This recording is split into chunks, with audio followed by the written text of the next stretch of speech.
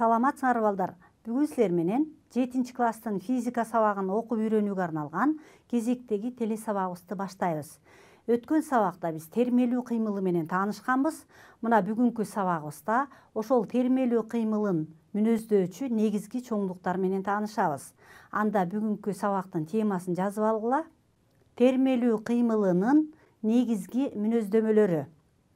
Бүгүнкү сабакта термелүү кыймылын мүнөздөочү негизги чоңдуктар термелүүнүн амплитудасы, мезгили, жыштыгы, фазасы жана термелүү кыймылынын ылдамдыгы деген чоңдуктар менен таанышып, бул чоңдуктардын бирдиктери жана белгиленишин формуласы менен таанышасыңар. Анда бүгүнкү сабакка көңүл бургула. Бүгүнкү сабакты баштаардан мурда биз балдар термелүүчү нерсенин тең салмактуулук абалын жакшы айырмалап билип алышыбыз керек.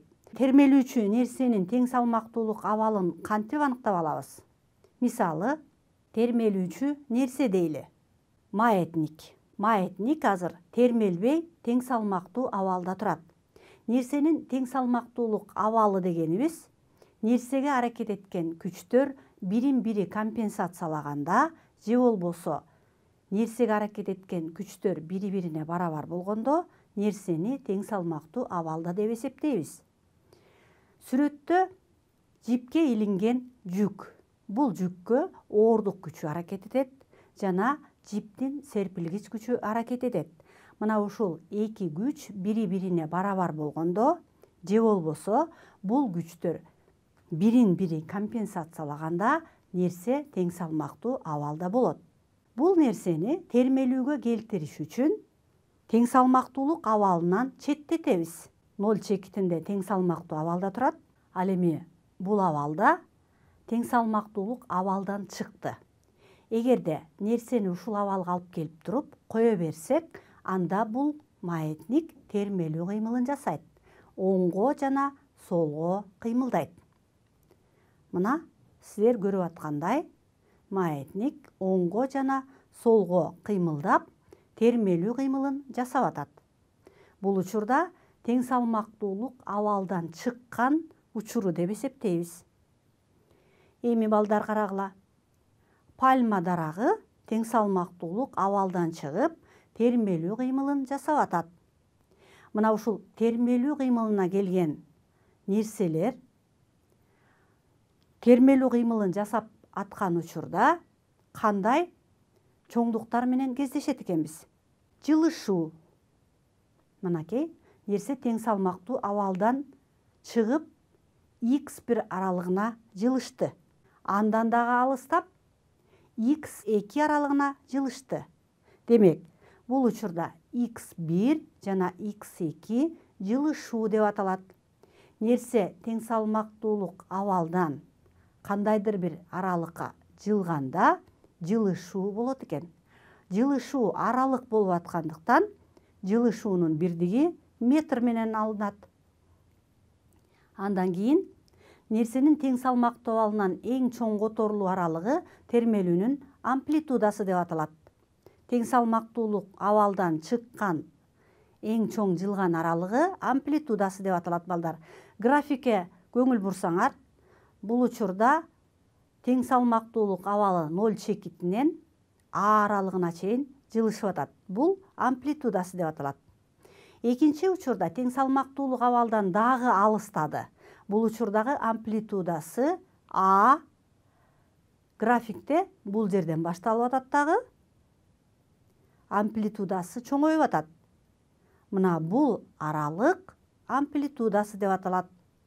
Нерсенин тең салмактуу абалынан чыккандан кийинки эң чоң жылган аралыгы термелүүнүн амплитудасы деп аталат. Амплитуданы биз А тамгасы менен белгилейбиз. Амплитуданын бирдиги дагы Си системасында метр менен алынат экен. А амплитудасы, анын бирдиги метр. Андан кийин балдар, бир толук термелүүгө кеткен убакыт термелүү мезгили деп аталат. Термелүү мезгилин биз чоң Т менен белгилейбиз. Формуласы Т барабар Т бөлүнгөн Н. Мында чоң Т термелүү мезгили, N термелүүнүн саны, Т убакыт, термелүүгө кеткен убакыт. Демек, термелүү мезгилинин бирдиги секунда менен алынат. Эми балдар, термелүү мезгилин карап көрөлүк. Тең салмактуулук абалдан солго, кайра тең салмактуулук, оңго, кайра тең салмактуулук абалына келди. Бир толук термелди. Мына ушуга кеткен убакыт термелүү мезгили деп аталат. Термелүүнү тең салмактуулук эмес, четтеген абалдан баштап эсептеген учурда, мына бул жерден чыгып, оңго барып, кайра ошол ордуна келгенде бир толук термелди деп эсептейбиз. Бир толук термелүүгө кеткен убакыт термелүү мезгили деп аталат. Силер балдар, термелип аткан нерсенин тең салмактуулук абалдан чыгып, кайра ошол жерге келгендеги убактысы термелүү мезгили болуп атат. Андан кийин 1 секунда ичиндеги термелүүнүн саны термелүүнүн жыштыгы деп аталат. 1 секундада 2 жолу термелди. Ал эми бул учурда 2, 3, 4 жана 5 жолу термелди. Демек, 1 секунданын ичиндеги термелүүнүн саны термелүүнүн жыштыгы деп аталат. Аны ню тамгасы менен белгилейбиз. Ню барабар N бөлүнгөн Т. Бул формулада ню термелүүнүн жыштыгы, N термелүүнүн саны, ал эми Т термелүүгө кеткен убакыт. Нюнун бирдиги 1 бөлүнгөн секунда барабар 1 бөлүнгөн секунда герцти берет. Кыскартып ГЦ деп жазабыз. Демек, 1 секунда ичиндеги термелүүнүн саны термелүүнүн жыштыгы деп аталат экен. Биздин учурда термелүүнүн саны биринчи учурда 2 жолу термелди, 1 секунданын ичинде. 2 бөлү 1 секунда барабар 2 герцке. Экинчи учурда термелүүнүн саны 5 болду, 1 секунданын ичинде 5 жолу термелгенде 5 герцке барабар болду. Демек, термелүүнүн жыштыгын мына ушул формула менен аныктап алабыз балдар. Андан кийин термелүүнүн ээлеген абалы термелүүнүн фазасы деп аталат. Мынакей, тең салмактуулуктан чыкты, кайра тең салмактуулукка келди, андан оңго четтеди, кайра тең салмактуулук абалына барды. Ушул учурда бир толук термелди. Термелүү мезгили. Эми термелүүнүн ээлеген абалы орду дегенди кандай түшүндүк? Мынакей балдар. Четки абалдан тең салмактуулукка келди, андан оңго, андан кайра тең салмактуулук абалына, кайра баштапкы абалына келгенде бир толук термелди. Бир толук термелүүгө кеткен убакыт термелүүнүн мезгили деп аталат балдар. Мына ушул термелип аткан нерсе ээлеген орду абалы термелүүнүн фазасы деп аталат. Термелүүнүн фазасын биз фи тамгасы менен белгилейбиз. Эми карап көргүлө. Бул тең салмактуулук абалы 0 чекитинен башталды дейлик. Фи бул термелүү фазасынын бирдиги радиан менен алынат жана градустук чембердик менен алынат. Т барабар 360 градус бул бир толук термелгендеги термелүү мезгили Тга барабар болгондо, бир толук термелгенде 360 градуска барабар, же болбосо радиандык чембердик менен алганда 2 пиге барабар. Ал эми Т бөлүнгөн 2 болгондо бул кайсы абалды ээлейт? Толук термелүүнүн жарымы болгондо. Бул учурда градустук чембердик 180 градус, ал эми радиандык чени пиге барабар болот. Ал эми балдар 270 градус болгондо 3Т бөлүнгөн 4 абалды ээлейт. Бул учурда радиандык чембердиги 3 бөлүнгөн 2 пиге барабар болот. Ал эми Т бөлүнгөн 4 болгондо толук термелүүнүн 4төн 1 бөлүгү. Бул учурда 90 градуска же болбосо радиандык чембирдиги пи бөлүнгөн 2ге барабар болот. Демек бул термелүүнүн фазасы деген чоңдук экен. Мунун бирдиги радиан жана градустук чембирдик менен алынат экен балдар. Андан кийин термелүү мезгили менен термелүү жыштыгынын байланышы кандай? Мунун формуласына көңүл бургула. Ню барабар 1 бөлүнгөн Т. Бул жыштыктын мезгил менен байланышы. Жыштыкка тескери болгон чоңдук мезгил деп, ал эми мезгилге тескери чоңдук жыштык деп аталат. Бул формуладан Тны тапсак, Т барабар 1 бөлүнгөн ню экен. Бул эки формула термелүү мезгили менен термелүү жыштыгынын байланышынын формуласы. Жыштык мезгилге, мезгил жыштыкка тескери чоңдук. Эми балдар, термелүү кыймылынын ылдамдыгы мезгилдүү өзгөрөт экен. Термелүү кыймылы ылдамдатылган жана акырындатылган кыймылдан турат. Ар бир термелүү мезгили ичинде ылдамдык чоңдугу боюнча эки жолу эң чоң мааниге ээ болот. Кантип? Мынакей силер термелеп аткан маятникти көрүп атасыңар. Тең салмактуулук абалдан чыгып термелип баштады. Мына ушул учурда тең салмактуулуктан чыккандан кийин кое берсек, ал тең салмактуулук абалын көздөй кетип баратканда, тең салмактуулук абалында ылдамдыгы эң чоң мааниге жетет. Тең салмактуулук абалдан оңго четтегенде ылдамдыгы азаят. Эң четки абалга жеткенде ылдамдыгы эң кичинекей мааниге ээ болот. Кайра артты көздөй тең салмактуулук жакты көздөй кетип баратканда ылдамдыгы чоңоет. Тең салмактуулукка келген учурда ылдамдыгы максимум мааниге жетет.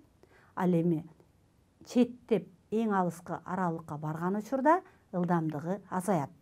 Мына ошентип термелүү кыймыл жасап аткан нерсе ылдамдыгы акырындап кайра чоңоюп турат экен. Мындай болгон учурда кыймыл өзгөрүлмөлүү кыймыл болот. Өзгөрүлмөлүү кыймыл болгондо акырындатылган жана ылдамдатылган кыймылга ээ болот экен. Демек, термелүү кыймылын жасап аткан нерсе ылдамдатылган жана акырындатылган кыймылга ээ болот. Эми ушул тема боюнча төмөнкү мисалды иштейли балдар. Пружинада термелип жаткан жүк 8 секунд ичинде 32 жолу термелет. Термелүүнүн мезгилин жана жыштыгын тапкыла дейт. Берилишин жазып алалы. Т барабар 8 секунда. Бул термелип жаткан жүк 8 секунда ичинде 32 жолу термелет экен. Термелүүнүн саны 32ге барабар. Термелүү мезгилин жана жыштыгын табабыз. Термелүү мезгилин чоң Т менен белгилейбиз. Т барабар сро жана жыштыгын ню тамгасы менен белгилейбиз. Ню барабар сро. Муну чыгаруу үчүн Т барабар Т бөлүнгөн Н деген формуланы колдонобуз. Бул термелүү мезгилинин формуласы. Т барабар Т убакыт бөлүү Н термелүүнүн саны. 8 секунданы 32ге бөлсөк барабар 0,25 секунда чыкты. Термелүү мезгилинин бирдиги Си системасында секунда менен алынат. Эми термелүү жыштыгын табалык. Анда ню барабар Н бөлүнгөн Т деген формула менен аныкталат. Н термелүүнүн саны, Т убакыт. 32 жолу термелет экен 8 секунда ичинде. 32-ни 8 секундага бөлсөк барабар 4 герцке барабар. 1 бөлүнгөн секунда герцти берет. Демек, жообу балдар 0,25 секунда жана 4 герцке барабар. Андан кийинки мисалга дагы көңүлүңөрдү бургула балдар. Чиркейдин канатынын термелүү жыштыгы 600 герцке барабар. Ал эми жапан аарынын канатынын термелүү мезгили 5 миллисекундага барабар. Булардын кайсынысы жана учуп баратып 1 мүнөттүн ичинде канатын көбүрөөк күүлөйт дейт. Муну аныкташ үчүн чиркейдин канатынын термелүү жыштыгы ню чиркей барабар 600 Гц экен. Ал эми жапан аарынын канатынын термелүү мезгили берилиптир. Термелүү мезгилин чоң Т менен белгилеп алабыз. Т жапан аарыныкы барабар 5 миллисекунда. 5 миллисекунданы секундага айландырабыз. 5 көбөйтүү 10⁻³ даражасындагы секунда. Убакыт Т барабар 1 минутанын ичинде кайсынысы көбүрөөк канатын күүлөйт деп атат. 1 минутаны секундага айландырсак 60 секунда чыгат. Демек, энди табабыз. Чыгаруу. Ню барабар 1 бөлүнгөн Т деген термелүү жыштыгы менен мезгилинин байланышкан формуласы. Бул жерде жапан аарынын жыштыгы ню барабар 1 бөлүнгөн Т жапан аарыныкына. Анда барабар 1 бөлүнгөн жапан аарынын канатынын термелүү мезгили 5 көбөйтүлгөн 10⁻³ даражасындагы секундага барабар. Барабар 1-ди 5-ке бөлөбүз. 0,12 көбөйтүү 10⁻³ даражасын бөлчөктүн алымына чыгарсак 10⁻³ даражасы 1000ди берет. 1000ди 0,12ге көбөйтсөк 200 Гц чыгат экен. Бул жапан аарынын канатынын термелүү жыштыгы. Эми ню барабар n бөлүнгөн Т деген формула деп айттык. Бул термелүү жыштыгынын формуласы. Эми ушул формуладан nди табабыз. N барабар ню көбөйтүлгөн Т. Бул чиркейдин канатынын күүлөнүүсүнүн саны. Аны табуу үчүн чиркейдин канатынын кагуу жыштыгын убакытка көбөйтөбүз.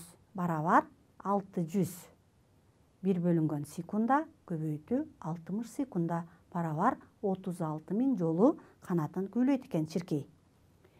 Эми жапан аарыныкын табабыз. Жапан аарынын канатынын күүлөнүү жыштыгын таап алдык.